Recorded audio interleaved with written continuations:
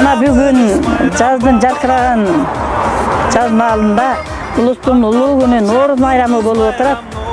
Кыргыз элинин жаңы жылы болот. Мына ошого арнап элибизде тоюмчулук болсун, бейкутчулук болсун, ынтымак ырыскы кут болсун деп мындай сум элек кайнаткан илгетеден. Сум электи кайнатып, мына бугайды өндүрүп алгандан кийин мясокөрөн тартып, соғын чыгарып алып, казанга коюп, анан тоюмчулук болсун деп жакшы ниет менен жасайт да муну. Кыргыз элибизде чынында ынтымак ырыскы кут болсун, элибизде тынччылык болсун, бири-бирибизди сыйлаган, урматчыга бөлөнгөн биримдиктүү энелер бололуп, бардыгыбыз ушу жакшы тилеген энелер келип отурабыз. Бардыгыбыздын тилегибизди Кудайым куткулсун, кабыл кылсын, жакшылыктар болуп турсун. Эли журтубузда тынччылык болсун. Кыргыз майрам, Нооруз майрам, бул майрам, Нооруз майрам, ырыс майрам, бабалардан мурас майрам.